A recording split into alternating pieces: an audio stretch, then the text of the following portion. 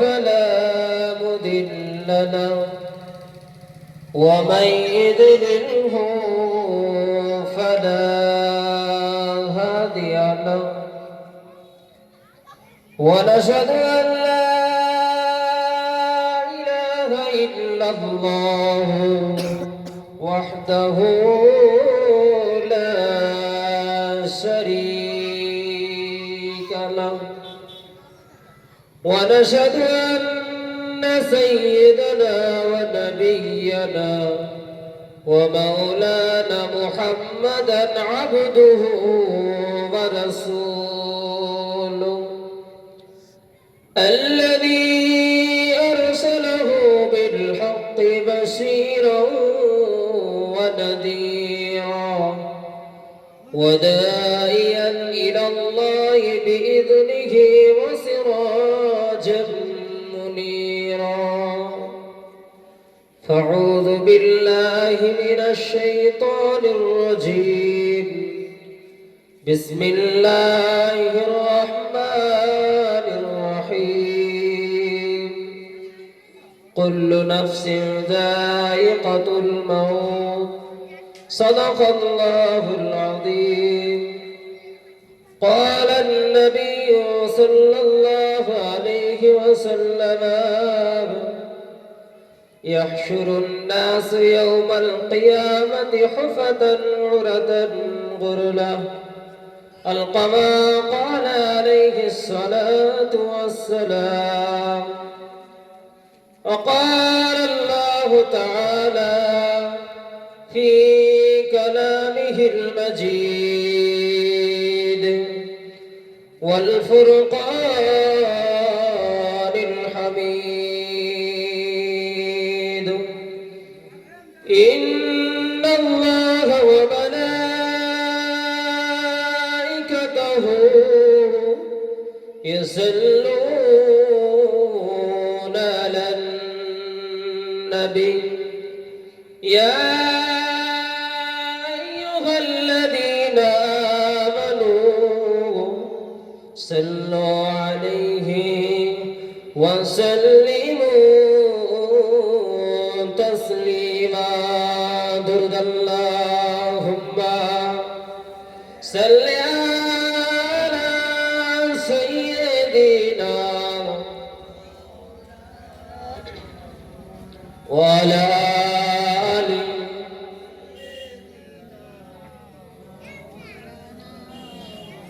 मेरे आंखों के पुतली में मेरे आंखों के पुतली में दिखा दे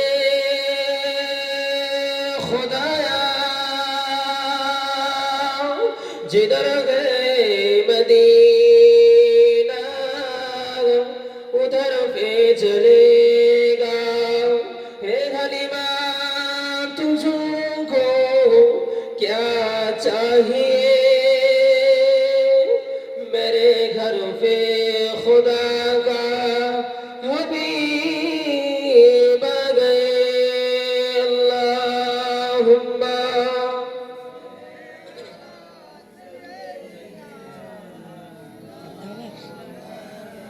वाला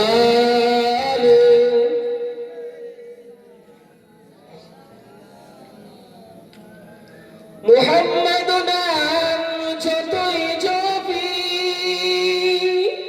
محمد নাম যতই জপি ততই মধুর লাগে ওই নামেতে এত মধু কে জানি তো আগে আল্লাহুম্মা সাল্লি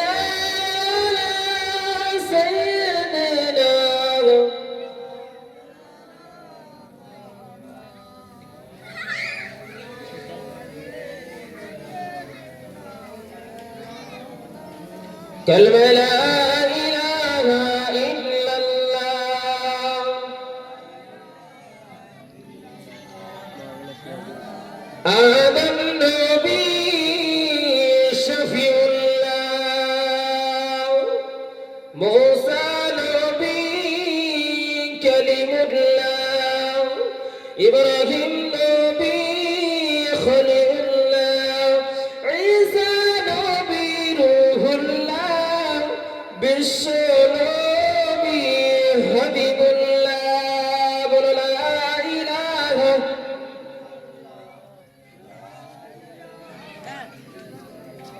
دین ملا ایمان ملا، پڑھنے کے لیے قرآن ملا، جو کچھ دینے کا تھا سب کچھ دلوا دیا کملی والے نے۔ لا الہ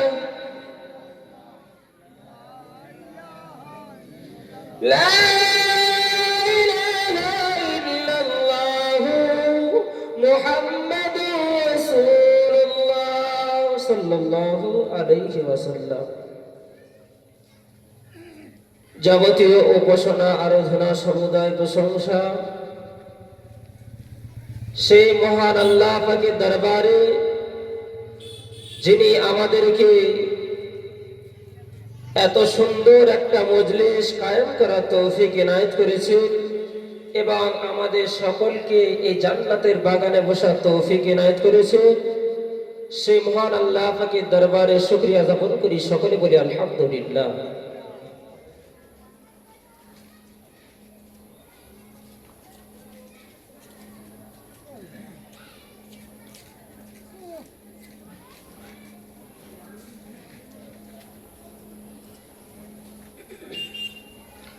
লাখ কোটি দরুদ প্রেরণ করি সেই মহামানবের প্রতি,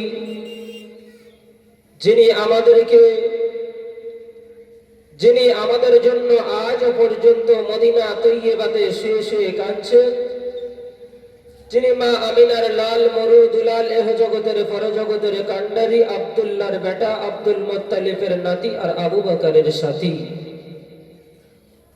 যিনি না আসলে এই পৃথিবীর কুল কায়নাত কিছুই সৃষ্টি হতো না,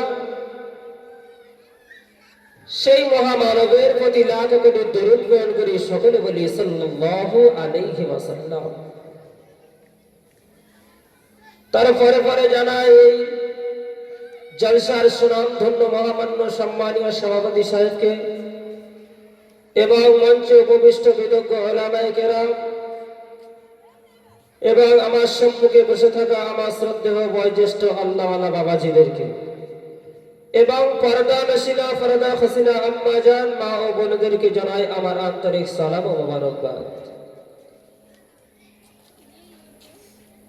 তো আমরা যে আজকের এই জান্নাতের বাগানে বসেছি, মহান আল্লাহ রব্বুল আলামিন বলেছেন যে আমার যে বান্দাগুলো এই জান্নাতের বাগানে বসবে, আমি রব্বুল আলামিন তাদের তামাম জিন্দেগির গুনাহসমূহকে মাফ করে দেব। একবার জোরে বলুন না সুবহানাল্লাহ। শুধু তাই নয়, আল্লাহ বললেন যে আমি রব্বুল আলামিন বান্দার তো জীবনের সমস্ত গুনাহ মাফ করে দিলাম এবং আমার দয়ার জান্নাত তাদের জন্য আমি ওয়াজিব করে দিলাম। এটা হলো জান্নাতের বাগান। দুনিয়ার জমিনে জান্নাতের বাগান হলো ওইটা যেখানে আল্লাহর কালামুল্লাহ শরীফের আলোচনা হয় আর যেখানে আল্লাহর নবী সাল্লাল্লাহু আলাইহি ওয়াসাল্লামের হাদিসের আলোচনা হয়। দুনিয়ার জমিনে ওটা হলো জান্নাতের বাগান। জোরে বলুন না সুবহানাল্লাহ। আল্লাহ নবী দিন ও দুনিয়ার বাদশাহ জনাব মুহাম্মদ রাসূলুল্লাহ সাল্লাল্লাহু আলাইহি ওয়াসাল্লাম নবী আমাদেরকে জিজ্ঞাসা করলেন, ও সাহাবারা বলো বলো বলো দুনিয়ার জমিনে জান্নাতের বাগান কোনটা? ওই সময় সাহাবারা বলেছিল, ইয়া রাসূলুল্লাহ, ইয়া হাবিবাল্লাহ, হুজুর আপনি তো আল্লাহ পাকের নবী, আপনি ভালো জানেন। আল্লাহ নবী ওই সময় বলেছিল, আমার সাহাবারা শোনো শোনো শোনো,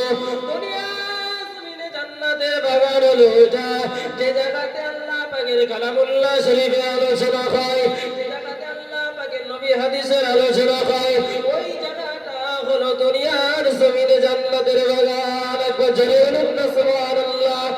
এই নওজোয়ানেরা যুবকেরা শুনে দেখিয়ে দাও, আল্লাহ নবী দিন ও দুনিয়ার বাদশাহ খলিলুল্লাহ আরো জানিয়ে দিলেন, দুনিয়ার জমিনে যখন জান্নাতের বাগানের আলোচনা শুরু হয়, একটা মজলিস যখন শুরু হয়, লোক বসতে বসতে যখন ভরপুর হয়ে যায়, আল্লাহ পাকের অসংখ্য মালাইকা ফেরেশতারা এসে বসতে থাকে। বসতে বসতে বসতে বসতে যখন ভর্তি হয়ে যায়, একটা ফেরেশতার একটা খাড়ির উপরে বসতে থাকে। বসতে বসতে বসতে বসতে আসমান পর্যন্ত ঢেকে যায়। আবার আল্লাহ পাক জিজ্ঞাসা করে, ও মালাইকা ফেরেশতারা, তোমরা কোথা থেকে এসেছো? আল্লাহ মালাইকা ফেরেশতারা বলবে, আমরা দেবীদুল জমিন থেকে আপনার দরবারে এসেছি। ওই সময় আল্লাহ পাক জিজ্ঞাসা করবে, ও মালাইকা ফেরেশতারা, সেখানে কি হচ্ছে? আল্লাহ পাকের মালাইকা ফেরেশতারা বলবে, ও রব্বুল আলামিন, আল্লাহ পাক, আপনার কালামুল্লাহ শরীফের আলোচনা হয়, আপনার রাসূলের হাদিসের আলোচনা হয়, বান্দাগুলো বসে আছে। আমার আল্লাহ পাক জিজ্ঞাসা করে, ও মালাইকা ফেরেশতারা, আমার যে বান্দাগুলো বসে আছে তারা কি আমার জান্নাতকে দেখেছে? আল্লাহ মালাইকা ফেরেশতারা বলবে, না রব্বুল আলামিন, তারা আপনার জান্নাতকে দেখে নাই। আমার আল্লাহ পাক আবারও জিজ্ঞাসা করবে, ও মালাইকা ফেরেশতারা, তারা কি আমার জাহান্নামকে দেখেছে? না আল্লাহ পাক, জাহান্নামকেও দেখে নাই। আমার আল্লাহ পাক আবারও জিজ্ঞাসা করবে, ও মালাইকা ফেরেশতারা, তারা আমি আল্লাহ রব্বুল আলামিন আমাকে কি দেখেছে? না আল্লাহ, তারা আপনাকে দেখে নাই। ফেরেশতাকে আল্লাহ পাক জিজ্ঞাসা করবে যে আমার বান্দাগুলো এই জান্নাতের আশায় বসে আছে, তারা কি আমি আল্লাহ পাক আমাকে দেখেছে? ফেরেশতা বলবে, না আল্লাহ পাক আপনাকে দেখে নাই। আবারও জিজ্ঞাসা করবে, ও আমার মালাইকা ফেরেশতারা, আমার যে বান্দাগুলো বসে আছে তারা কি আমার জাহান্নামকে দেখেছে? বলবে, না আল্লাহ, জাহান্নামকেও দেখে নাই। তখন আবার আল্লাহ পাক জিজ্ঞাসা বলে দিলে, ও যারা যুবকেরা শুনে রেখে বাবা, আমার আল্লাহ পাক মালাইকা ফেরেশতাকে সাক্ষী রেখে বলবে, ও মালাইকা ফেরেশতারা, তোমরা সাক্ষী দেখো, সাক্ষী দেখো, আমি রব্বুল আলামিন আমার যে বান্দাগুলো বসে আছে, আমার যে বান্দাগুলো জান্নাতে আশায় বসে আছে, আমার যে বান্দাগুলো কোরআনের কথা শুনছে, আমার যে বান্দাগুলো হাদিসের আলোচনা শুনছে, আমি আল্লাহ রব্বুল আলামিন ওই বান্দাদের তামাম জিন্দেগি গুনাহ সমূহকে আমি আল্লাহ পাক মাফ করে দিলাম। আপনি জোরে বলুন না সুবহানাল্লাহ। একটু মন খুলে তাকবীর দেন, নারে তাকবীর, নারে তাকবীর। সিলসিলা হক ফুরফুরা শরীফ আওলাদ মুজাদ্দিদ জামান,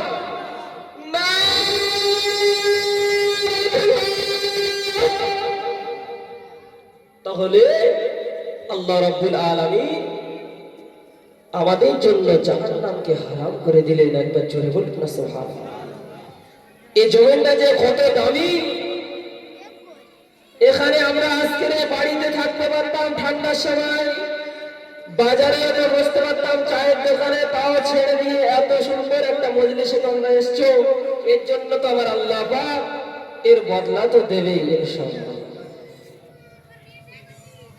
নওজওয়ানেরা, যুবকেরা,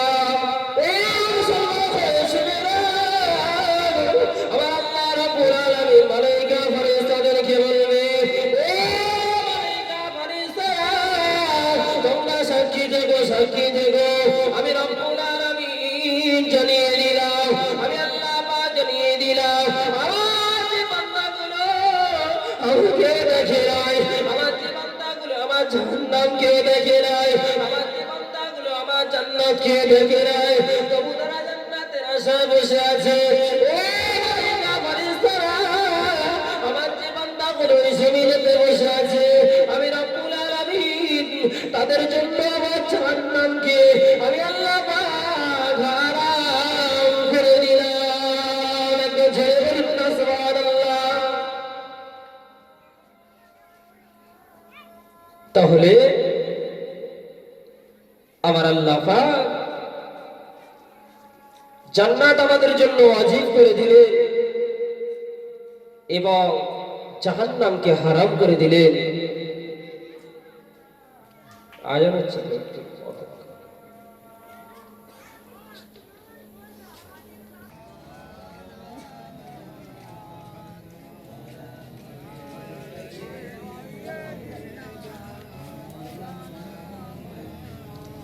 নবীজির আশিকের নবীজির গোলামের কোনো চিন্তা নাই। চলো নবীজির জান্নাতে মদিনাতে যাই। নবীজির আশিকের মাওলাজির গোলামের কোনো চিন্তা নাই। চলো নবীজির জান্নাতে মদিনাতে যাই। চলো নবীজির জান্নাতে মদিনাতে যাই। হাবিবে খুদা তুমি নবী কামলিওয়ালা। হাবিবে খুদা তুমি নবী কামলিওয়ালা। তোমারি ওসিলাতে তোমারি ওসিলাতে দুনিয়া উজালা। তোমারি প্রেমেতে মন অসুর ঝরাই। চলো নবীজির জান্নাতে মদিনাতে যাই। নবীজির আশিকের মাওলাজির গোলামের কোনো চিন্তা নাই। চলো নবীজির জান্নাতে মদিনাতে যাই। আল্লাহুম্মা সাল্লি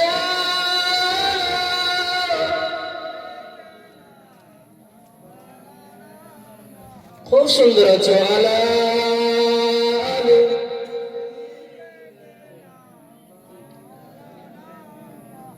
যে কথা বলছিলাম যে এই জান্নাতের বাগানটা এত দামি যে এখানে বসলে আল্লাহ পাক তিনটে অফার রেখে দিয়েছে। বাবু এই তিনটে অফার কি? এক নম্বর হলো বান্দার জীবনের সমস্ত গুনাহ মাফ করে দেবে, জোরে বলুন না সুবহানাল্লাহ। দ্বিতীয় নম্বর হলো আল্লাহ পাক তার জন্য জাহান্নামকে হারাম করে দেবে। আর তিন নম্বর ফ্যাসিলিটি হলো তার জন্য দয়ার জান্নাত ওয়াজিব করে দেবে। একবার জোরে বলুন না সুবহানাল্লাহ। তাহলে আমি আরো একবার বলতে চাই আমার দিন দরদি ইসলাম দরদি আব্বাজান ভাই ও বাবাজিদেরকে, যারা আশেপাশে ঘোরাফেরা করছে, আমি একটু এই জান্নাতের বাগানে আসার জন্য তাদেরকে আহ্বান করছি। তাহলে আমি যে আয়াতটা বলেছিলাম কুল্লু নাফসিন যায়িকাতুল মাউত, আল্লাহ রাব্বুল আলামিন বললেন যে আমি পৃথিবীতে যত জীব জাতিকে সৃষ্টি করেছি সকলকে একদিন মৃত্যু স্বাদ গ্রহণ করতে হইবে। কেউ আছে দুনিয়াতে বাঁচবে? আসার কিন্তু বাপ সিরিয়াল আছে। প্রথমে দাদু এসেছিল, তারপরে বাপ এসেছিল, তারপরে আমি এসেছিলাম, পরপর এসেছে। কিন্তু যাওয়ার কোনো সিরিয়াল আছে? কার কখন ডাক হবে তখন সে বিদায় নেবে। দুনিয়ায় বেঁচেছে এমন কেউ হবে?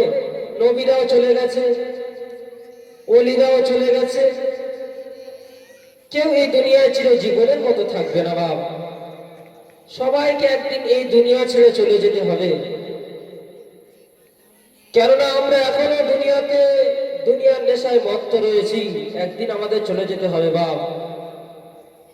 কেননা নবীদের যদি মৃত্যুর কত কষ্ট, আমাদের নবীর মৃত্যুর সময় এত কষ্ট হয়েছিল যে আজরাইল আলাইহিস সালাতু ওয়াস সালামকে বলেছিল, ভাই আজরাইল, আমি তোমার কাছে কি অন্যায় করেছি? আমার বুকে যেন 7 এবং আসমান জমিন এনে চাপিয়ে দিয়েছো। নবীর যদি এত কষ্ট হয়, আয়েশা সিদ্দিকা রাদিয়াল্লাহু তাআলা আনহা মিশকাত শরীফে হাদিসের মধ্যে বর্ণনা করছে যে নবীর মৃত্যুর সময় এত কষ্ট হয়েছিল যে পেয়ালাতে পানি রেখে দিয়েছিল, পানিতে আল্লাহ নবী সাল্লাল্লাহু আলাইহি ওয়াসাল্লাম হাত ডুবাচ্ছে, আবার মুখে একবার করে ফিরাচ্ছে, এত কষ্ট হচ্ছিল। তো আল্লাহর নবীর যদি এত কষ্ট হয় বাপ, আমরা তো কোথায়? সেই নবী সাহাবী তো দূরের কথা, তাদের সাহাবীদের ঘোড়ার পায়ের ধুলার যোগ্য আমরা নয়। তো আল্লাহ নবীর ওফাতের সময় ওয়ামানো ঝড়েরা যুবকেরা শুনে দেখে নামা আল্লাহ নবী যখন ইন্তেকাল হয় আজরাইল আলাইহিস সালাতু ওয়াস সালামকে আল্লাহ পাক পাঠিয়ে দেয়। আজরাইল আলাইহিস সালাতু ওয়াস সালাম এসে বললে ইয়া রাসূলুল্লাহ ইয়া হাবিবাল্লাহ হুজুর আসসালামু আলাইকুম ইয়া রাসূলুল্লাহ। আল্লাহ নবী সালামের উত্তর করে দিলে দোয়া করে বললেন ভাই আজরাইল কি খবর নিয়ে এসেছো ভাই জলদি করে বলো। আজরাইল আলাইহিস সালাতু ওয়াস সালাম বললেন ইয়া রাসূলুল্লাহ ইয়া হাবিবাল্লাহ হুজুর আল্লাহ পাক আপনাকে আমাকে পাঠিয়েছে আপনার কাছে। ইয়া রাসূলুল্লাহ হাবিবাল্লাহ আপনি যদি আমাকে অনুমতি দেন আমি আজরাইল আপনার জানটা কবজ করে নেব। আপনি যদি অনুমতি না দেন আমি আজরাইল বেয়াদবি করব না ফিরে চলে যাব। বলি ইয়া রাসূলুল্লাহ আপনি যদি আল্লাহ পাক আপনার কাছে পাঠিয়েছে আপনি যদি অনুমতি দেন তাহলে আমি জানটা কবজ করব, যদি অনুমতি না দেন আমি আল্লাহ পাকের দরবারে ফিরে চলে যাব। আল্লাহ নবী বললেন ভাই আজরাইল আমি যদি এখনই তোমাকে ফিরিয়ে দিই আমার কি আর মৃত্যু হবে না? তো আজরাইল আলাইহিস সালাম বলেছিল ইয়া রাসূলুল্লাহ হাবিবাল্লাহ আপনাকে কিয়ামত পর্যন্ত হায়াত দেওয়া হবে। আর আল্লাহ নবী বললেন তারপরে? বললেন তারপরে আপনার মৃত্যু হবে। আল্লাহ নবী সুবহান বলেছিল ওয়ামানো ঝড়েরা যুবকেরা শুনে রেখে দাবা ও ভাই আজরাইল আমাকে কি একটু সময় দেওয়া যাবে ভাই, আমাকে কি একটু সময় দেওয়া যাবে? আল্লাহ নবী যখন এই কথাটা বলেছিল আজরাইল আলাইহিস সালাতু ওয়াস সালাম বলেছিল ইয়া রাসূলুল্লাহ ইয়া হাবিবাল্লাহ আল্লাহ পাক আপনাকে কিয়ামত পর্যন্ত হায়াত দেবে, আপনি একটুখানি সময় নিয়ে কি করবেন? আল্লাহ নবী ওই সময় বলেছিল ও ভাই আজরাইল আমাকে একটুখানি সময় দাও ভাই, আমাকে একটুখানি সময় দাও, এই সময়টা নিয়ে আমার গুনাহগার উম্মতের জন্য দোয়া করে যাও। সুবহানাল্লাহ।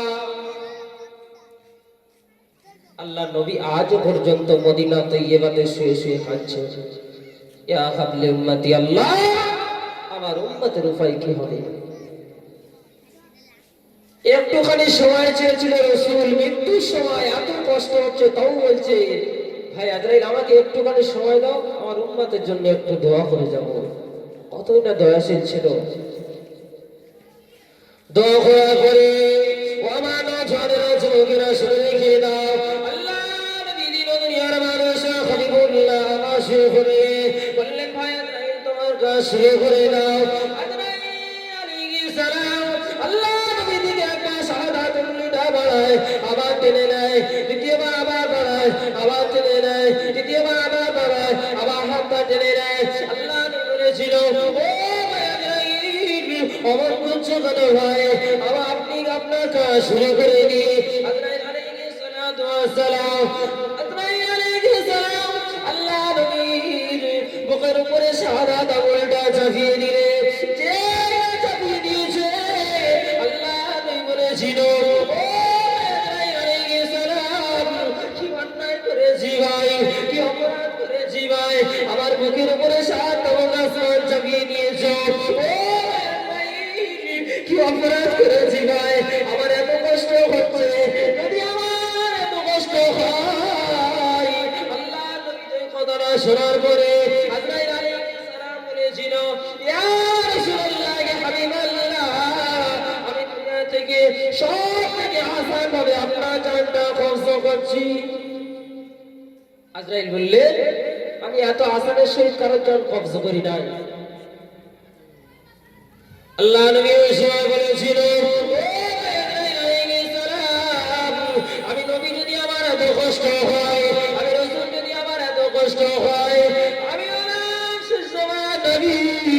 আমার যদি এত কষ্ট হয় আমার গুনাহগার উম্মতের উপায় কি হবে? আমার গুনাহগার উম্মত বড় দুর্বল, ও ভাই তাদের কতটা কষ্ট হবে, আমি নবী কষ্ট দিয়ে দাও। ও ভাই আজরাইল আমার গুনাহগার উম্মত সহ্য করতে পারবে না। ও ভাই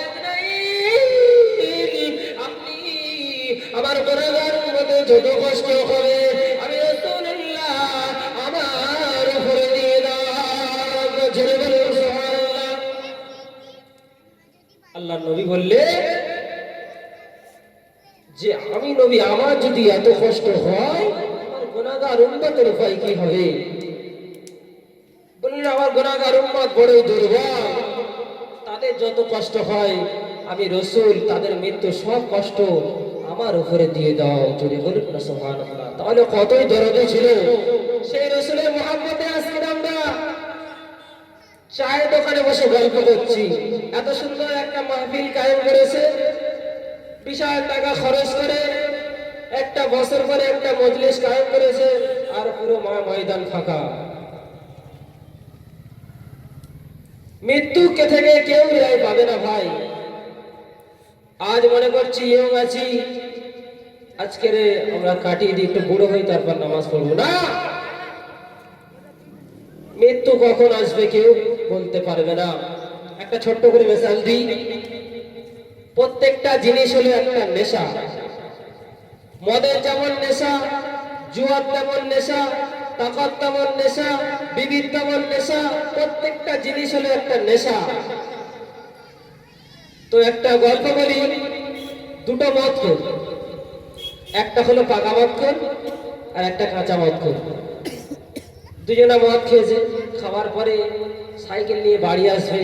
যে পাকা মদখোর বলছে, মানে কাঁচা মদখোর বলছে, তুই গাড়িটা চালা, আমি পিছনে বসি, আমি তো আর হাঁটতে পারছি না। ভালো, যে পাকা মদখোর সে সাইকেলটা নিল, আর যে কাঁচা মদখোর পিছনে উঠে বসলো। যাচ্ছে, বলছে ভাই ঠিক আছিস তো? বলছে হ্যাঁ। আবার কিছু দূর যায়, যে বলছে ভাই ঠিক আছিস তো? বলছে হ্যাঁ তুই চালা, আমি ঠিক আছি। কিছু দূর যাওয়ার পরে একটা বাম্পার আসলো, আর যেই না বাম্পার টপকেছে, পিছনে মদখোরটা পড়ে গিয়েছে, গিয়ে বাম্পারটা জড়িয়ে ভালো করে ধরে শুয়ে আছে। বলছে ঠিক আছিস তো? বলছে হ্যাঁ মজবুত করে ধরেছে, এইবারে যত ইচ্ছা তত চালা। তাহলে বলো ভাই, যদি ওই বাম্পারেও শুয়ে থাকে, আর যদি 10 চাকা 12 চাকা লরি আসে, ও কখন মরবে কেউ বলতে পারবে? যখন তখন মৃত্যু হবে। কেন? তো বাম্পারে শুয়ে আছে। ড্রাইভার মনে করবে তো বাম্পার, গাড়ি চালিয়ে দেবে, মাল শেষ। তবে আমি মেসেজ দিতে চাই যে আজকের আমরা জুয়ার আড্ডায় লিপ্ত রয়েছি, মদের থেকে লিপ্ত রয়েছি, লটারির দোকানে লিপ্ত রয়েছি। আজকে বুকে হাত দিয়ে চিন্তা করি, আমরা মনে করছি একটু বয়স হোক নামাজ পড়বো না, কখন মৃত্যু আসবে কেউ জানে না। মনে করো প্রত্যেকটা নেশা হলো বাম্পার, ওই জুয়ার মধ্যে সে লিপ্ত আছে, পরে ভালো হবে। মদের মধ্যে লিপ্ত আছে, বলছে পরে ভালো হবে। লোনের টাকা নিয়ে বসে আছে, বলছে পরে ঠিক ম্যানেজ করতে ভালো লাগে, পাবো করবো না। ও বাম্পারের মতো কখন মৃত্যু চলে আসবে ভাই। এখন আমি বলতে চাই, যারা এই সব কাজে লিপ্ত রয়েছে, আজ থেকে তওবা করে ফিরে আসি ভাই। তওবা করে যদি আল্লাহ রাব্বুল আলামিনের কাছে হাত তুলে দোয়া চাই, আল্লাহ পাকের দরবারে হাত তুলে দোয়া চাই, ও রাব্বুল আলামিন, আল্লাহ পাক আমাকে ক্ষমা করে দিন। রব্বুল আলামিন, আমি বড় অন্যায় করে ফেলেছি, ও রব্বুল আলামিন আমাকে ক্ষমা করে দাও। যদি রাতের অন্ধকারে আল্লাহ পাকের দরবারে হাত তুলে দুই নয়ন দিয়ে যদি একটু কান্নাকাটি করে রব্বুল আলামিনের কাছে দোয়া চাই, রব্বুল আলামিনের কাছে ফেরেশতারা গিয়ে বলবে, ও রব্বুল আলামিন আপনার বান্দা আপনার কাছে ওয়ানাজারি করে।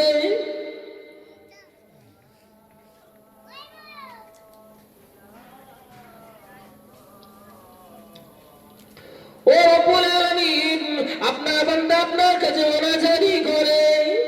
আল্লাহ পাক জিজ্ঞাসা করবে, ও মালায়েকা ফেরেশতারা, আমার যে বান্দা আমার কাছে ওয়ানাজারি করে, আমার যে বান্দা আমার কোরআনের কথা শুনে আমার কাছে ফিরে আসে, আমার যে বান্দা হাদিসের কথা শুনে আমার কাছে ওয়ানাজারি করে, আমি রব্বুল আলামিন জানিয়ে দিলাম, আমি আল্লাহ পাক ঘোষণা দিয়ে দিলাম, ওই বান্দার तमाम জিন্দেগি গুনাহ সবকে আমি আল্লাহ পাক মাফ করে দিলাম। একবার জোরে বলুন না সুবহানাল্লাহ।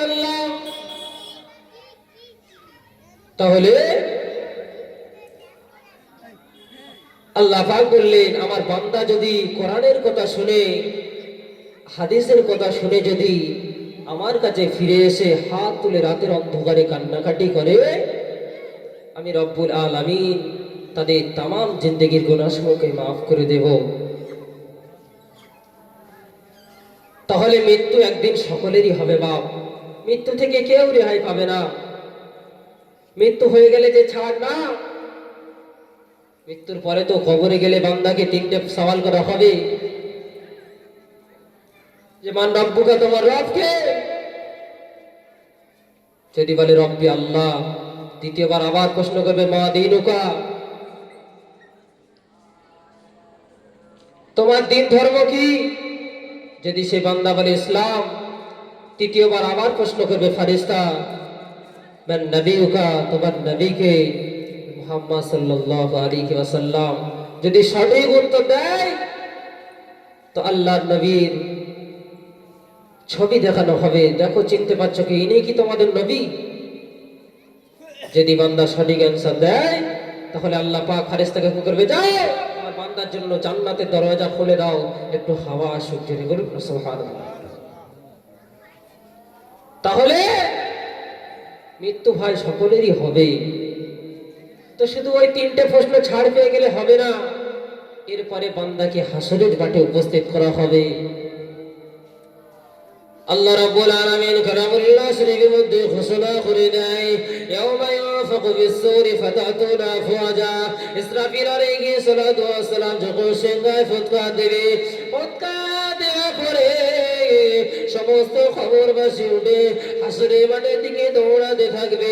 সমস্ত বান্দা খালি গায়ে উলঙ্গ অবস্থায় থাকবে। আমি যে হাদিসটা বর্ণনা করেছিলাম, ইহশুরুন নাস ইয়াউমাল কিয়ামাতি হুফাতান উরাতান গুরলা, আল্লাহ নবী পাক জবানে ঘোষণা দিয়ে দিলে, এ নওজওয়ানেরা, যুবকেরা শুনে রেখে দাও। আল্লাহ নবী পাক জবানে ঘোষণা দিয়ে দিলে, আমার উম্মত এসে কবর থেকে উঠে হাসরের মাঠে দৌড়াতে থাকবে। প্রত্যেকটা উম্মত উলঙ্গ অবস্থায় থাকবে এবং খালি পায়ে থাকবে। সেদিন আল্লাহ নবী বর্ণনা করছে, দৌড়াতে দৌড়াতে হাসরের মাঠে উপস্থিত হয়ে যাবে। সমস্ত বান্দা কবর থেকে যখন উঠবে, যতই বড় ধনী ব্যক্তি হোক না কেন, মিশকাত শরীফে হাদিসের মধ্যে এসেছে, বান্দাকে সেদিন উলঙ্গ অবস্থায়, কোনো পোশাক থাকবে না এবং খালি পায়ে থাকবে। সে যতই বড় ব্যারিস্টার হোক আর প্রধানমন্ত্রী হোক, আল্লাহ দরবারে উলঙ্গ অবস্থা হাজির করানো হবে। আর কিয়ামতের দিন সর্বপ্রথম পোশাক পরিধান করানো হবে ইব্রাহিম আলাইহিস সালাম, আমাদের আদি পিতা। যখন উলঙ্গ অবস্থায় ছুটবে, আয়েশা সিদ্দিকা রাদিয়াল্লাহু তাআলা আনহা বর্ণনা করলেন, ইয়া রাসূলুল্লাহ, হাবিবাল্লাহ, হুজুর, সমস্ত বান্দারা যখন উলঙ্গ অবস্থায় থাকবে, ইয়া রাসূলুল্লাহ, হাবিবাল্লাহ, মা ছেলের সম্মুখে উলঙ্গ থাকবে, ছেলে মায়ের সম্মুখে উলঙ্গ থাকবে, এ কেমন ব্যাপার ইয়া রাসূলুল্লাহ? আল্লাহ নবী জানিয়ে দিলেন, ও আয়েশা, শুনে রেখে দাও, সেদিন এত ভয়াবহ দিন হবে, সূর্যটা মাথার উপরে হবে, মাথার ঘিনুগুলো টকবক টকবক টকবক করে ফুটতে থাকবে, নাকের এবং কানের ছিদ্র দিয়ে ঘিনুগুলো টপকে টপকে টপকে টপকে পড়তে থাকবে। এত ভয়াবহ দিন হবে, সেদিন শুধু ইয়া নাফসি ইয়া নাফসি করতে থাকবে, কেউ কারোর দিকে তাকানোর সুযোগ হবে না। এত ভয়াবহ ময়দান, যেদিন জমিনটা পুড়ে তামা হয়ে যাবে এবং সূর্যটা মাথার উপরে হাসবে। হাদিস শরীফের মধ্যে এসেছে যে যার যেমন আমল অনুযায়ী ঘামে ততন্ত ডুবে থাকবে। কোন ব্যক্তির এই পর্যন্ত থাকবে, কারো হাঁটু অবধি থাকবে, কারো কোমর অবধি থাকবে, কারো গলা অবধি, যার যেমন আমল তত ভয় থেকে ঘাম ঝরতে থাকবে, ঘামে হাবুডুবু খাবে। আস্তে আস্তে বলা হয়েছে এমনকি মুখ পর্যন্ত চলে আসবে, এত ঘাম হবে বান্দা। তো সেই কঠিন দিন থেকে আমাদের বাঁচতে গেলে, মরণের পরে তো হাসরের ময়দানে অনেক কাহিনী রয়েছে। শর্টে আমি বলছি, টাইম সংক্ষেপ, 1 ঘন্টা টাইম দিয়েছে আমাকে। তো আমি ওদিকে আর বেশি বাড়াবো না। তো মরণের পরে হাসরের মাঠে বান্দাকে বিভিন্ন ধরনের প্রশ্ন করা হবে। আবারও হাসরের মাঠে গিয়ে বান্দাকে 5টা প্রশ্ন হবে। বান্দা, তোমাকে যে 60 বছর 70 বছর হায়াতে জিন্দেগি দিয়েছিলাম, তুমি কোন কাজে ব্যয় করেছো? দ্বিতীয় প্রশ্ন হবে, বান্দা, তোমাকে যে আমি যৌবন কালটা দিয়েছিলাম, সেটা তুমি হালাল কাজে ব্যয় করেছো না হারাম কাজে ব্যয় করেছো?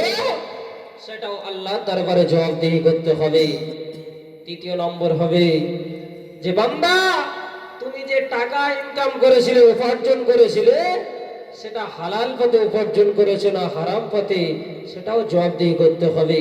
চতুর্থ নম্বর হবে যে বান্দা, তুমি যে ব্যয় করেছিলে, ভালো কাজে ব্যয় করেছিলে না খারাপ কাজে দান করেছিলে, সেটাও কিয়ামতের বাইরে বান্দাকে জবাবদিহি করতে হবে। 5 নম্বর হবে, বান্দা, তোমার যে আমি ইলম দিয়েছিলাম, জ্ঞান দিয়েছিলাম, তুমি সেটা কোন কাজে ব্যয় করেছো? তো সেই কিয়ামতের ময়দান থেকে বাঁচতে গেলে, আর সেই মরণের থেকে কেউ তো বাঁচবো না, আমরা সবাইকে একদিন মৃত্যুবরণ করতে হবে। বাপ, মৃত্যুর পরে হাসরের ময়দান, সেখানে তো জবাবদিহি করতে হবে। সেখানে গিয়ে বান্দার যে ফয়সালা হবে, যদি যারা জাহান্নামী হবে বাম হাতে আমলনামা হবে, আর যারা জান্নাতি হবে ডান হাতে তার বান্দার হিসেব আমলনামা দেওয়া হবে। সেদিন আল্লাহ সূক্ষ্ম সমানা বিচার করবে। বান্দা যদি বিন্দু পরিমাণ নেক কাজ করে, তারও প্রতিদান আল্লাহ দিয়ে দেবে। কালামুল্লাহ শরীফ মহান আল্লাহ রাব্বুল আলামিন বললেন, ফামাই ইয়ামাল মিসকালা যাররাতিন খায়রান ইয়ারা ওয়া মান ইয়ামাল মিসকালা যাররাতিন শাররান ইয়ারা। বান্দা যদি বিন্দু পরিমাণ নেক কাজ করে, তারও প্রতিদান দেওয়া হবে। আর বান্দা যদি বিন্দু পরিমাণ খারাপ কাজ, অন্যায় কাজ করে, তাও বান্দার আমলনামাতে দেওয়া হবে। তো সেই কিয়ামতের ময়দান থেকে বাঁচার জন্য আল্লাহ এবং আল্লাহর রাসূলকে আমাদের আঁকড়ে ধরতে হবে। রাসূলকে আমরা কিভাবে ভালোবাসবো? রাসূল তো আমাদের সম্মুখে নাই। তো রাসূলের সুন্নাতকে আমাদের আঁকড়ে ধরতে হবে। রাসূলের যদি আমরা ভালোবাসি, আমার আল্লাহ পাক বললেন, আমার হাবিবকে যারা ভালোবাসলো, আমি রব্বুল আলামিন তাদেরকে ভালোবাসলাম। কুল ইন কুনতুম তুহিব্বুনাল্লাহা ফাত্তাবিউনি ইউহিব্বুকুমুল্লাহ ওয়া ইয়াগফির লাকুম যুনুবাকুম আল্লাহু গফুরুর রহিম। মহান আল্লাহ রাব্বুল আলামিন কালামুল্লাহ শরীফের মধ্যে ঘোষণা দিয়ে দিলেন, আমার মুহাম্মদ তুমি জানিয়ে দাও, তোমাকে যারা ভালোবাসবে আমি আল্লাহ তাদেরকে ভালোবাসবো। এবং শুধু তাই নয়, আমি রাব্বুল আলামিন ওয়া ইয়াগফির লাকুম যুনুবাকুম আল্লাহু গফুরুর রহিম, আমি রাব্বুল আলামিন তার সাথে সাথে तमाम जिंदगी গুনাহকে আমি আল্লাহ পাক মাফ করে দেব। একবার জোরে বলুন না সুবহানাল্লাহ। নারে তাকবীর, নারে তাকবীর। তাহলে রাসূলকে যদি আমরা ভালোবাসি, আমার আল্লাহকে ভালোবাসা হবে। আর আল্লাহকে ভালোবাসলে আমার আল্লাহ পাক तमाम জিন্দেগীর গুনাহসমূহকে maaf করে দেবে। জোরে বলুন না সুবহানাল্লাহ। তাহলে সেই রাসূলের হাজারো হাজার সুন্নাত আছে, কোনটা রাসূল বলেনি সেটা বলেন। আমার আল্লাহ পাক কালামুল্লাহ শরীফের মধ্যে জানিয়ে দিলেন, লাকাদ কানা লাকুম ফি রাসূলিল্লাহি উসওয়াতুন হাসানাহ। আমি রব্বুল আলামিন কালামুল্লাহ শরীফে জানিয়ে দিলাম, আমি আমার হাবিবকে তোমাদের কাছে স্যাম্পল স্বরূপ পাঠিয়েছি। আমার হাবিবের দিকে তোমরা ফলো করো। কোনটা আল্লাহ বলে দি, নবীর দিকে তোমরা ফলো করে দেখো। যে নবী বাজারে যাবে তাও দোয়া করতে বলেছে, যে নবী খানা খাওয়ার সময় তাও দোয়া করতে বলেছে। কোনটা রাসূল বলেনি, যেটা পেশাব পায়খানায় যাবে তাও রাসূল দোয়া করতে বলেছে। যে কাজে যাবে রাসূল সেটা বলেছে, কোন কাজটা বলেনি সেটা বলেন। হাজারো হাজার সুন্নাত, খানা খাওয়ার সময় যেমন দোয়া পড়া সুন্নাত, দস্তরখানা বিছানো সুন্নাত। শুধু তাই নয়, রাসূল বললেন যে আমার যে উম্মত যদি জীবনের শেষ মুহূর্ত পর্যন্ত একটা সুন্নাতকে জিন্দা রাখে, আমি মুহাম্মদ তার জান্নাতে যাওয়ার জিম্মেদারি নিয়ে নেব। জোরে বলুন না সুবহানাল্লাহ। আল্লাহ নবী দিন দুনিয়ার বাদশাহ জনাবে মুহাম্মদ রাসূলুল্লাহ সাল্লাল্লাহু আলাইহি ওয়াসাল্লাম পাঁচ ঘোষণা দিয়ে দিলেন, মান হাব্বা সুন্নতি ফাকাদ হাব্বানি ওয়া মান হাব্বানি কানা মাই ফিল জান্নাহ। আমি রাসূলুল্লাহ জানিয়ে দিলাম, আমি হাবিবুল্লাহ জানিয়ে দিলাম আমার যে উম্মতি যদি জীবনের শেষ মুহূর্ত পর্যন্ত আমি রাসূলুল্লাহ আমার একটা সুন্নতকে যদি আঁকড়ে ধরে আমি রব্বুল আলামিন তার तमाम জিন্দেগি গুনাহকে মাফ করে দেবে। এবং আল্লাহ নবী সাল্লাল্লাহু আলাইহি ওয়াসাল্লাম বললে একটা সুন্নাত যদি জীবনে বাস্তবায়িত করে রাখতে পারে আমার আল্লাহ নবী সাল্লাল্লাহু আলাইহি ওয়াসাল্লাম বললেন ওই বান্দা জান্নাতে যাওয়ার জিম্মেদারি আমি রাসূলুল্লাহ নিয়ে নেব। জোরে বলুন না সুবহানাল্লাহ। তাহলে রাসূলের একটা সুন্নাত যদি আমরা জীবনের শেষ মুহূর্ত পর্যন্ত আঁকড়ে রাখতে পারি তাহলে আল্লাহ নবী নিজে জান্নাতে যাওয়ার জিম্মেদারি নেবে। এর থেকে আর সৌভাগ্যের বিষয় কিছু আছে? ভাব কত সুন্নাত আছে, একটা সুন্নাত আমি জীবনে বাস্তবায়িত করতে পারবো না, হাজার হাজার সুন্নাত। এত বড় অফার আমরা গ্রহণ করি না। আল্লাহ নবীকে এত ভালোবাসতে হবে, এত ভালোবাসতে হবে। আল্লাহ নবী বললেন যে ব্যক্তি পিতামাতা সন্তান সন্ততির থেকে আমি রাসূলুল্লাহ আমাকে বেশি না মহব্বত করবে ওই ব্যক্তি পরিপূর্ণ ঈমানদার মুমিন হতে পারবে না। আল্লাহ নবী দিন ও দুনিয়ার বাদশা হাবিবুল্লাহ পাক জবানে ঘোষণা দিয়ে দিলেন লা ইউমিনু আহাদুকুম হাত্তা আকুনা হাব্বা ইলাইহি মিন ওয়ালিদিহি ওয়া ওয়ালাদিহি ওয়ান নাসি আজমাইন। আল্লাহ নবী দিন ও দুনিয়ার বাদশা হাবিবুল্লাহ পাক জবানে ঘোষণা দিয়ে দিলেন ও আমার উম্মতিরা শুনে দাও আমি রাসূলুল্লাহ জানিয়ে দিলাম, আমি হাবিবুল্লাহ ঘোষণা দিয়ে দিলাম তোমরা যতক্ষণ পর্যন্ত তোমরা তোমাদের সন্তান সন্ততি এবং আমি রাসূলুল্লাহ তোমাদের পিতামাতা থেকে আমি রাসূলুল্লাহ আমাকে যতক্ষণ না বেশি মহব্বত করবে তোমরা পরিপূর্ণ মুমিন হতে পারবে না। রাসূল বললেন তোমাদের সন্তান সন্ততি পিতামাতার থেকে আমি রাসূল আমাকে বেশি মহব্বত করতে হবে। তো এই সময় আল্লাহ নবী সাহাবী উমর বললেন ইয়া রাসূলুল্লাহ হাবিবাল্লাহ আমি আমার সন্তান সন্ততি এবং পিতামাতা এবং আমি আমার সব ধন সম্পদ থেকে আমি রাসূলকে বেশি মহব্বত করি, কিন্তু আমি আমার জীবনের থেকে বেশি ভালোবাসি না। আল্লাহ নবী বললেন উমর তুমি পরিপূর্ণ মুমিন হতে পারলে না।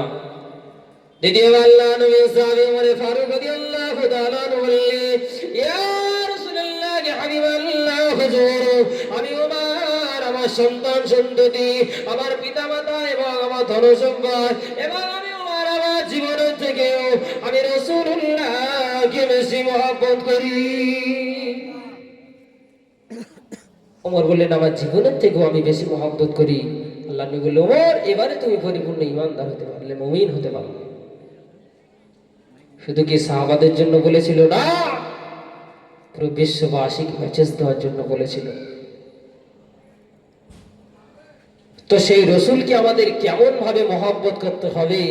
মিশকাত শরীফের হাদিসের মধ্যে বর্ণনা এসেছে যে মহব্বতের তিনটে কিসিম। এক নম্বর হলো তবিঈ মহব্বত, যে মহব্বতটা আমরা জন্মগত ভালোবাসা, জন্মের থেকে যেমন আমরা পিতামাতাকে ভালোবাসি তেমন একটা ভালোবাসা। দ্বিতীয় নম্বর হলো শরীর মহব্বত, যেটা ইসলামের হুকুমকে আমরা ভালোবাসি, কোরআন হাদিস ইজমা কিয়াস আল্লাহ রাসূলকে আমরা ভালোবাসি, এর একটা ভালোবাসা দ্বিতীয় নম্বর। আর তৃতীয় নম্বর হলো আকলি মহব্বত, মানে ব্রেন দিয়ে বুঝতে হবে। যেমন উদাহরণস্বরূপ মনে করেন আপনার বাচ্চা ছোট, ওষুধ পান করাচ্ছে, সে কাঁদছে, তবু আমি ব্রেন দ্বারা কি বলছি আমার বাচ্চাকে এই ওষুধ যদি না খাওয়াই সুস্থ হবে না, যতই কাঁদুক সে ওষুধ খাওয়াবো, তো আমরা খাওয়াবো। তাহলে এই তিন রকম ভালোবাসা। তো ওলামায়ে কেরাম বলছে এই তিন দিক থেকে রাসূলকে মহব্বত করতে হবে। তো এই মহব্বত করার তিনটে পদ্ধতি দিয়ে রাসূলকে আমাদের মহব্বত করতে হবে এবং মহব্বত করার চারটে সিফাত রয়েছে। এক নম্বর হলো জামাল, দুই নম্বর হলো কামাল, তৃতীয় নম্বর হলো কারাহাত, আর চতুর্থ নম্বর হলো ইহসান। তো জামাল মানে হচ্ছে সৌন্দর্য, তো আমরা এই চারটে জিনিসের দিকে ফলো করি। মনে করেন দুটো কাঁচের গ্লাস রয়েছে, একটা নোংরা রয়েছে একটা পরিষ্কার, দুটো গ্লাসে পানি দেওয়া হয়েছে, কোনটা খাবে? পরিষ্কারটায়। তো এই জামাল মানে হচ্ছে সৌন্দর্য, এই সৌন্দর্যকে আমরা সবাই ভালোবাসি। দ্বিতীয় নম্বর হলো কি কামাল মানে তার যোগ্যতা। একটা ব্যক্তি মনে করেন যতই কালো ব্যক্তি হোক, খারাপ দেখতে হোক, মনে করেন যেমন ফুটবল প্লেয়ার সাদিও মানি, যেমন সে কালো হোক কেন, যখন আসবে মনে করবে না এই বিশাল জ্ঞানী, সবাই সেলফি নেওয়ার জন্য ছুটে যায়, মহব্বত করে যে ভালো প্লেয়ার কালো হোক কিন্তু খেলে ভালো। তিন নম্বর হলো কারাহার মানে আত্মীয়তা, কাছের।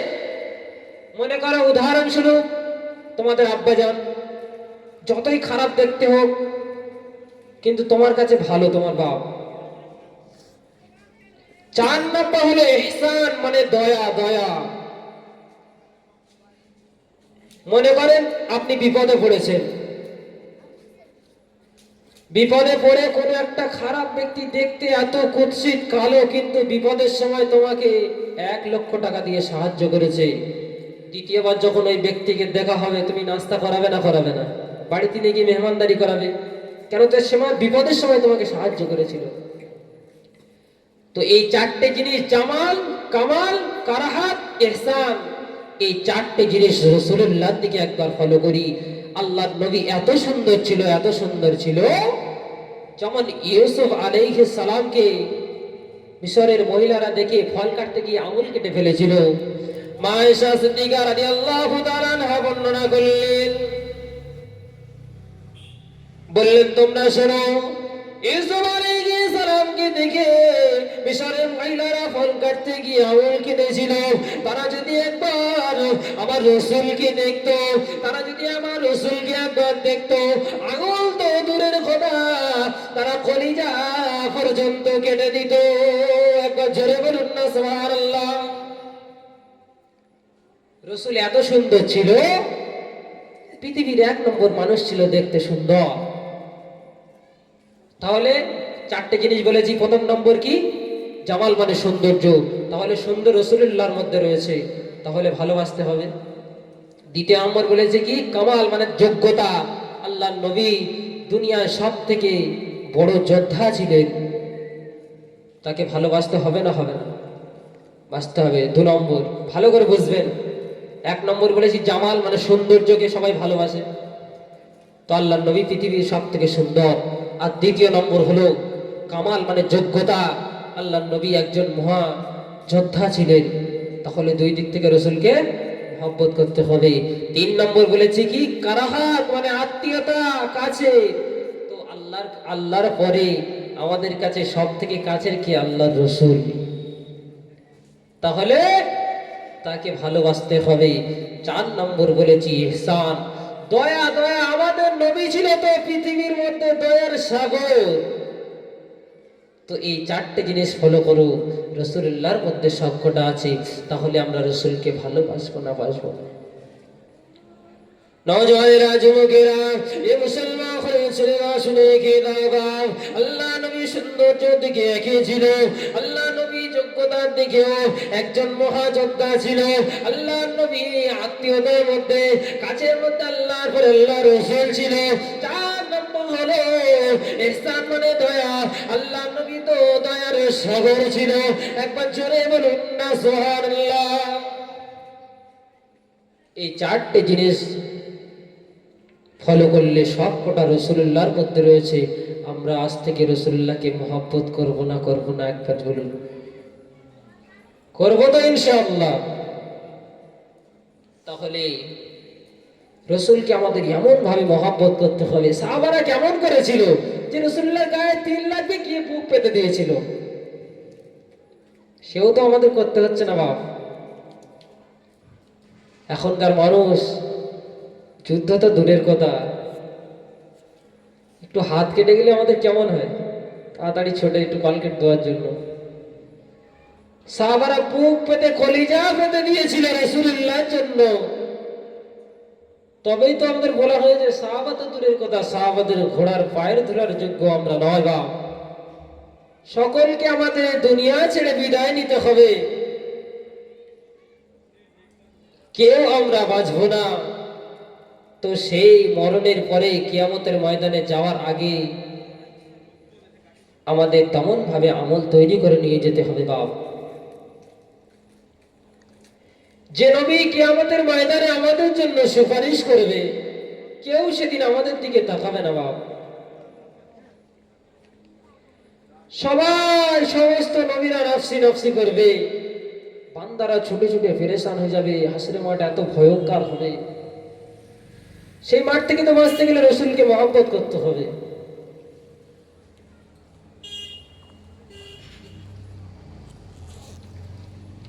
তাহলে যে রসুল হাসরের ময়দানে আমাদের জন্য সুপারিশ করবে, বা কিয়ামতের ময়দানে এত ভয়ঙ্কর হবে, যেদিন সমস্ত উম্মাত উম্মতি পেরেশান হয়ে যাবে, সবাই একত্রিত হয়ে বলবে, চলো আমরা কারোর কাছে গিয়ে একটু সুপারিশ করি। একজন মুদ্দেবে, চলো আমাদের পিতা আদম আলাইহিস সালামের কাছে যাই। সমস্ত কওমেরা ছুটে ছুটে ছুটে ছুটে আদম আলাইহিস সালামের কাছে যাবে, গিয়ে বলবে, আমাদের আদি পিতা আদম আলাইহিস সালাম, আমাদের জন্য একটু সুপারিশ করো, এই কঠিন কিয়ামতের ময়দানে আর সহ্য করতে পারছি না। আদম নবী বলবে, না, আমি পারবো না। জানি না আল্লাহ পাক আমার সাথে কি আচরণ করবে। আমি আল্লাহ পাকের কথা অমান্য করেছিলাম, আমি গন্ধম ফল খেয়ে নিয়েছিলাম, আমি আল্লাহ পাকের সম্মুখে যেতে পারবো না। জানি না আমি আল্লাহ পাকের সম্মুখে গেলে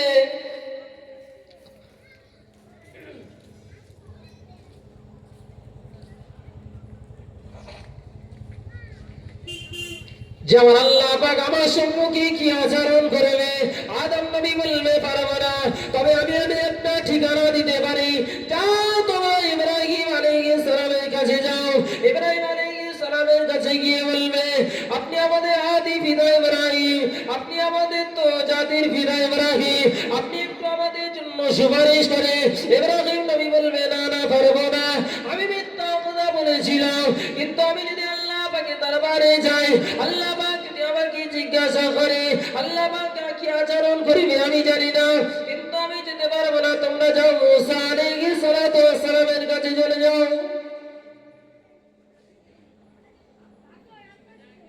এরকম করতে করতে প্রত্যেকটা নবীর কাছে যাবে। আদম নবী বলবে, পারবো না। নূহ নবী বলবে, পারবো না। ইব্রাহিম নবী বলবে, পারবো না। মুসা নবী বলবে, পারবো না।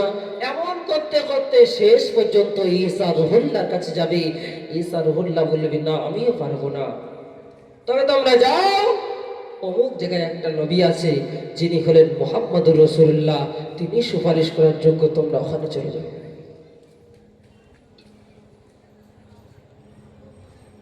সবাই শেষ পর্যন্ত ঈসা রুহুল্লাহ ঠিকানা দেবে, যাও তোমরা অমুক জায়গায় একটা নবী রয়েছে, যিনি হলেন মুহাম্মদুর রাসূলুল্লাহ, তার কাছে যাও, তিনি সুপারিশ করবে। তো সমস্ত কওমেরা শুনে ঠিক করবে, চলো। নওজওয়ানেরা, যুবকেরা, সমস্ত কওমেরা ছুটে ছুটে ছুটে ছুটে শেষ পর্যন্ত মুহাম্মদ রাসূলুল্লাহর কাছে যাবে। কে বলবে, ইয়া রাসূলুল্লাহ, কে হাবিবাল্লাহ, এই কিয়ামতের কঠিন আর সহ্য করতে পারছি না। ইয়া রাসূলুল্লাহ, আপনি একটু আমাদের জন্য সুপারিশ করুন, এই কঠিন আযাব আর সহ্য করতে পারছি না। আল্লাহ পাক তুমি বিচারটা তাড়াতাড়ি শুরু করে দাও। আল্লাহ নবী দিন ও দুনিয়ার বাদশাহ হাবিবুল্লাহ আমার সিজদায় পড়ে যাবে, কে বলবে, উম্মতি উম্মতি, আল্লাহ আমার গুনাহগার উম্মতের উপায় কি হবে? হাবিব যখন সিজদায় পড়ে যাবে, আমার আল্লাহ পাক জিবরাইল আলাইহিস সালামকে পাঠাবে, যাও জিবরাইল, আমার হাবিবের কান্না আমার সহ্য হয় না, আমার হাবিবের কাছে দৌড়ে চলে যাও, আমার হাবিবকে দিয়ে সুসংবাদ শুনিয়ে দাও, আমার হাবিবকে গিয়ে বলে দাও যে, ইয়া রাসূলুল্লাহ, কে হাবিবাল্লাহ, আল্লাহ পাক বলেছে আপনি যে সুপারিশের জন্য আল্লাহ পাকের দরবারে সিজদায় গিয়েছে, আল্লাহ পাক এই সুপারিশকে কবুল করবে। এবার আপনি যদি গুনাহগার উম্মতের জন্য সুপারিশ করেন, আমার আল্লাহ পাক কবুল করে নেবে।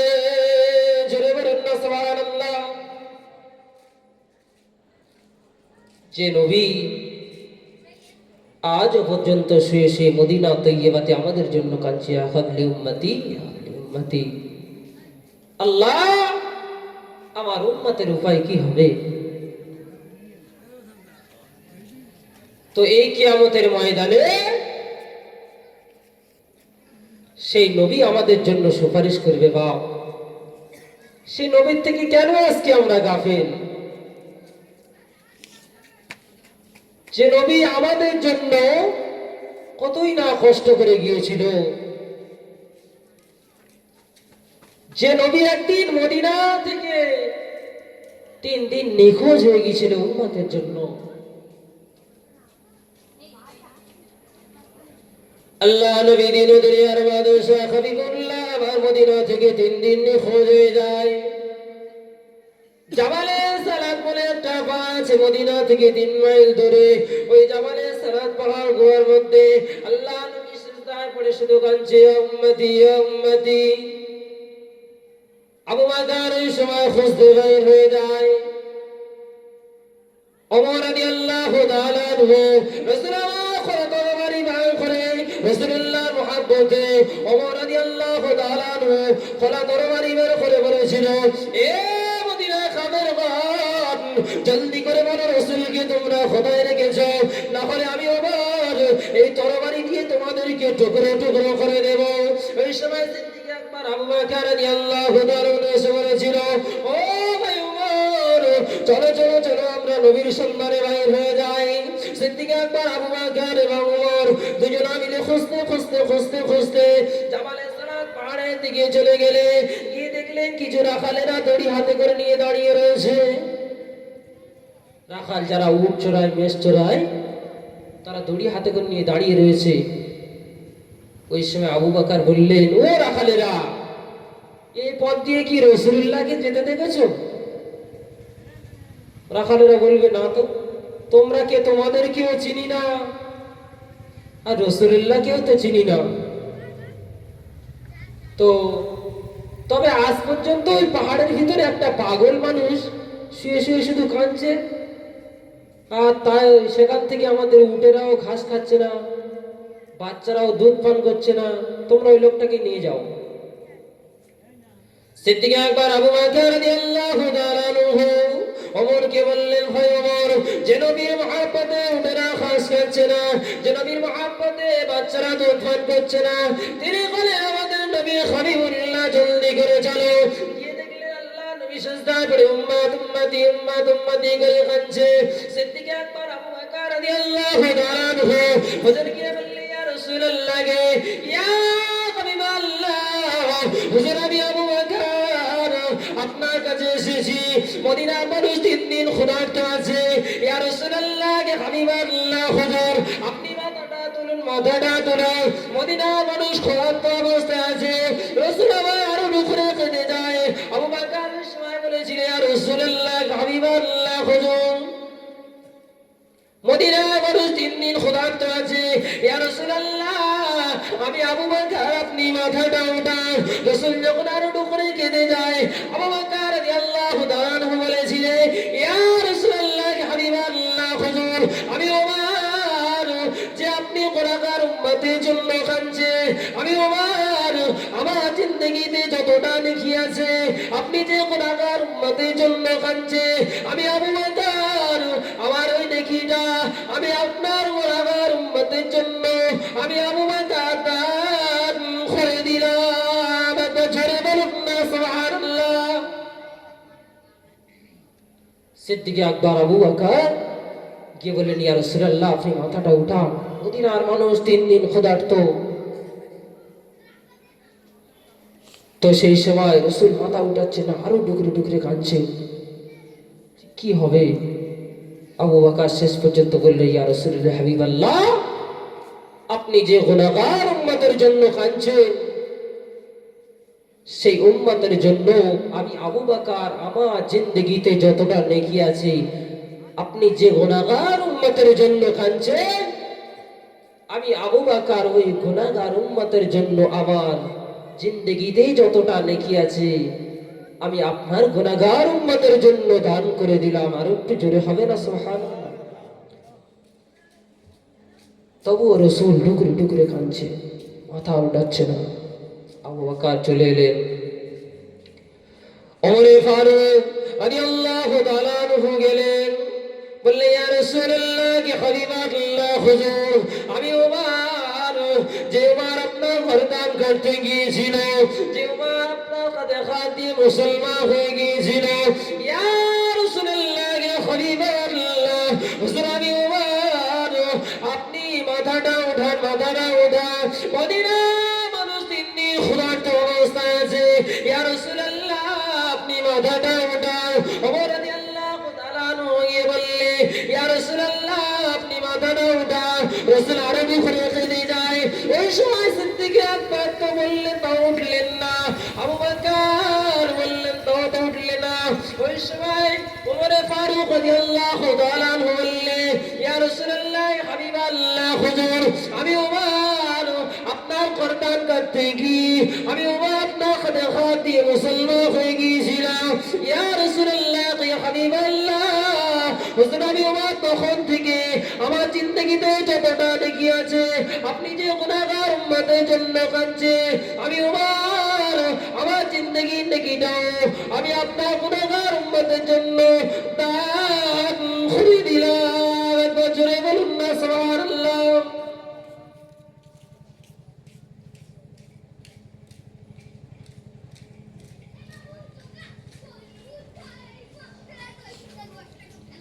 তাহলে আবু বকর গিয়ে রসুলকে তুলতে পারল না, ওমর গিয়ে রসুলকে তুলতে পারল না। বলল, আমি ওমর যখন থেকে আমি ইসলাম গ্রহণ করেছি আমার আমলনামাতে যতটা নেকি আছে আপনি যে উম্মতের জন্য কাঁদছেন আমি তাদের জন্য দিয়ে দিলাম। রসুল আরো ডুকরে কাঁদছেন, তাও উঠছেন না।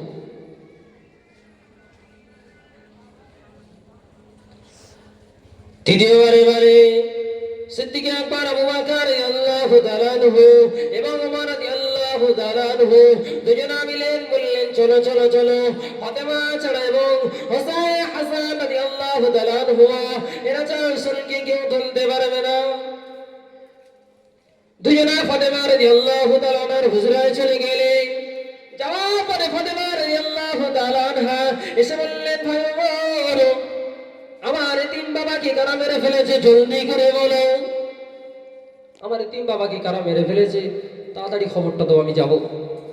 কেন রসুল যেখানে যেতেন ফাতেমা রাদিয়াল্লাহু তাআলা আনহা কলিজার টুকরোকে বলে যেতেন, আর তখন বলে যায়নি, পেরেশান। খবরটা আমার পরে ফাতেমা রাদিয়াল্লাহু তাআলা আনহা হযরত হাসান হোসেন রাদিয়াল্লাহু তাআলা আনহুকে নিয়ে দৌড়ে দৌড়ে দৌড়ে দৌড়ে জাবালে সালাত পাহাড়ের কাছে চলে গেলে, গিয়ে দেখলে আল্লাহ নবী সুস্থ অবস্থায় পড়ে আছে। ফাতেমা রাদিয়াল্লাহু তাআলা আনহা বললে, ইয়া রাসূলুল্লাহ ইয়া হাবিবাল্লাহ বাজান, আমি না টুকরা কলিজা টুকরা ফাতেমা এসেছি, ইয়া রাসূলুল্লাহ বাজান আপনি মাথাটা উঠান, মদিনা মানুষ তিন দিন ক্ষুধার্ত অবস্থায় রয়েছে। আল্লাহ নবী বেটি ফাতেমা বলার পরে আল্লাহ নবী আরো মুখ রেখে দিয়ে যায়। আল্লাহ নবী বেটি ফাতেমা ওই সময়তে বলেছিল, ইয়া রাসূলুল্লাহ ইয়া হাবিবাল্লাহ হুজুর, আব্বাজান আমি ফাতেমা যে গুনাহগার উম্মতের জন্য কাঁদছে, যে গুনাহগার উম্মতের জন্য আব্বাজান আপনি কাঁদছে, আমি ফাতেমা আমার দুটো কলিজার টুকরো সন্তানকে আমি গুনাহগার উম্মতের জন্য আপনার রাস্তায় আমার হাসান হোসেনকে আমি কুরবান করে দিলাম। জোরে বলুন না সুবহানাল্লাহ। হযরত হাসান হোসেনকে সেই গুনাহগার উম্মতের জন্য বিলিয়ে দিলেন। তাহলে হযরত আবু বকর সিদ্দিক আকবর রাদিয়াল্লাহু তাআলা আনহু এসে আল্লাহর নবীকে তুলতে পারল না। দ্বিতীয়বারে ওমর ফারুক রাদিয়াল্লাহু তাআলা আনহুকে তুলতে পারল না। তৃতীয় ফাতেমা রাদিয়াল্লাহু তাআলা আনহা এবং কলিজার টুকরা হাসান হোসেন রাদিয়াল্লাহু তাআলা আনহুমা দুজনকে নিয়ে আল্লাহর নবীর বেটি ফাতেমা কলিজার টুকরা সন্তানকে গুনাহগার উম্মতের জন্য বিলিয়ে দিলেন। গুনাহগার উম্মতের জন্য বিলিয়ে দেওয়ার পরে আমার আল্লাহ পাক জিবরাইল আলাইহিস সালাতু ওয়াস সালামকে ডাকে, যাও জিবরাইল, আমার হাবিবকে গিয়ে সুসংবাদ শুনিয়ে দাও, আমার হাবিবকে গিয়ে জানিয়ে দাও, ইয়া রাসূলুল্লাহ, ইয়া হাবিবাল্লাহ, আল্লাহ পাক আপনাকে পাঠিয়েছে, আপনি মাথাটাও তুলুন, মাথাটাও উঠান। ইয়া রাসূলুল্লাহ, হাবিবাল্লাহ, আল্লাহ পাক বলেছেন আপনি যে গুনাহগার উম্মতের জন্য কাঁদছেন, আমার আল্লাহ পাক আপনার কান্নাকে কবুল করে নিয়েছে। একবার জোরে বলুন না সুবহানাল্লাহ। আল্লাহ নবীর কাছে জিবরাইল আলাইহিস সালাতু ওয়াস সালামকে সে সুসংবাদ শোনানোর পরে আল্লাহ নবী মাথাটা তুললেন, তোলার পরে বললেন, আমি অতক্ষণ পর্যন্ত ওয়াদা করেছিলাম যতক্ষণ আমার আল্লাহ না ডেকে বলবে মুহাম্মদ তোমার কান্নাকে আমি কবুল করে নিয়েছি, ততক্ষণ পর্যন্ত আমি রাসূলুল্লাহ মাথা উঠাবো না। একবার জোরে বলুন না সুবহানাল্লাহ। একটু তাকবীর দেন তো, নারে তাকবীর, নারে তাকবীর, সিলসিলায়ে হক ফুরফুরা শরীফ, নারে তাকবীর, দুরূদ শরীফ, আল্লাহুম্মা সাল্লি আলা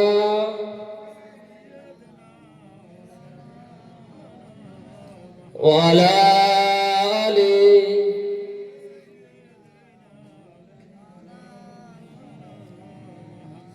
ওহে দরিয়া শুকিয়ে যাও,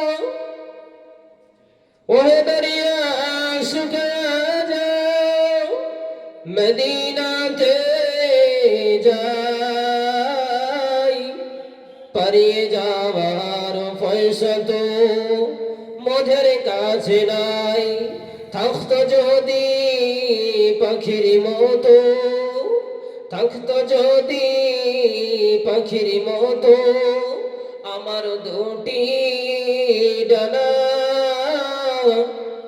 উড়ে সাগর পাড়ি দিতাম ওই সোনার মদিনা। আল্লাহুম্মা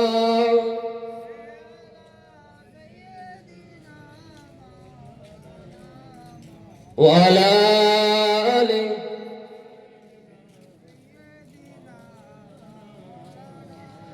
आने वालों तो बताओ शहर मदीना कैसा है, आने वालों तो बताओ शहर मदीना कैसा है, सर उनकी कदमों में रख कर, सर उनकी कदमों में रख कर झुक कर जीना कैसा है, आने वालों तो बताओ शहर मदीना कैसा है, देख के जिसको जी नहीं भरता शहर मदीना ऐसा है, आने वालों तो बताओ शहर मदीना कैसा है, आंखों को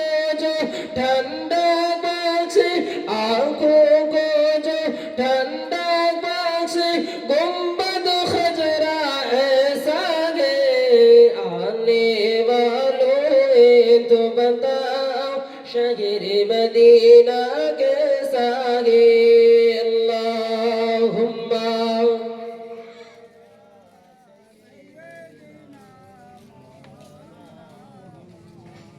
ওয়া আলা আলি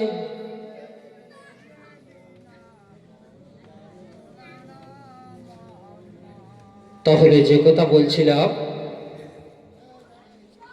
আল্লাহ নবী সাল্লাল্লাহু আলাইহি ওয়াসাল্লামকে আমাদের বেশি বেশি মহব্বত করতে হবে, কেননা যে রাসূল আমাদের জন্য আজ মদিনা তৈয়বাতে শুয়ে শুয়ে কাঁদছেন এবং কাল কিয়ামতের ময়দানে যে নবী আমাদের জন্য সুপারিশ করবে, সুপারিশটা করতে গেলে ঈমানটা তো থাকা জরুরি ভাই।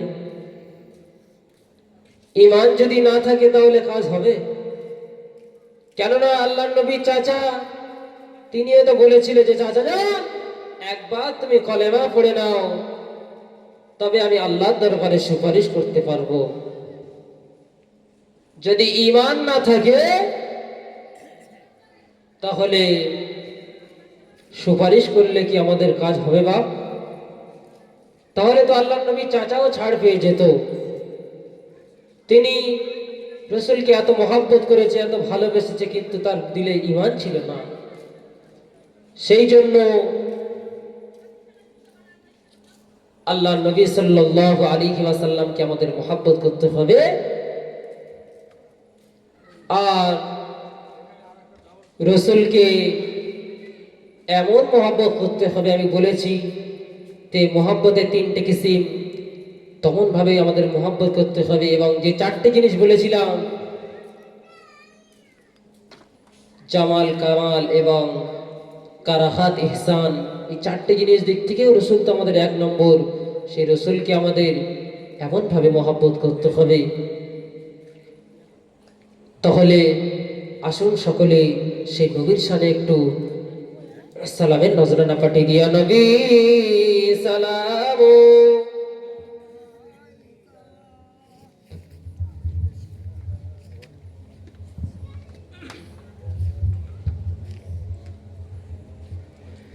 মোর নবীজি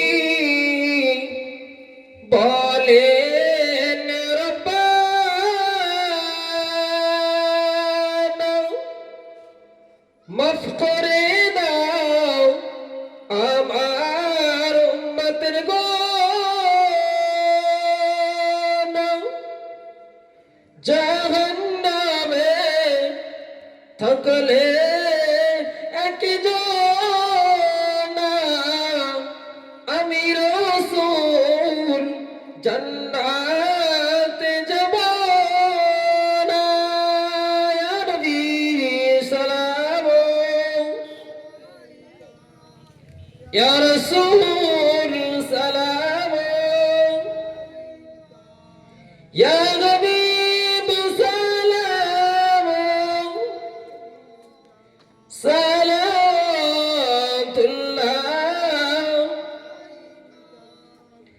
জিবরাইল যে আওয়াজ তুলিল, খুলে দাও আসমানের দুয়ার, এসেছে নবীদের সরদার, করিতেন আল্লাহর দীন। ইয়া নবী,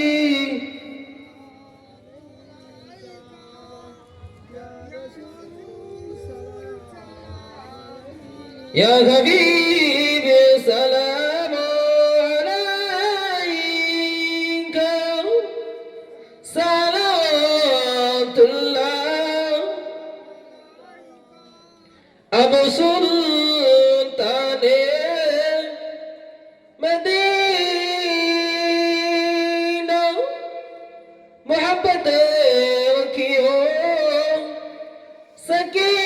सकीना, नूर से महबूब रसीना, मशकों से बेहतर पसीना। या नबी सलाम, या रसूल सलाम, या हबीब सलाम अलैका, सलावतुल्लाह। সকলে বসে বলুন সাল্লাল্লাহু আলাইহি ওয়া সাল্লাম। বালাগাল উলা বিকামালিহি কাশাফাত তুজা বিজামালিহি।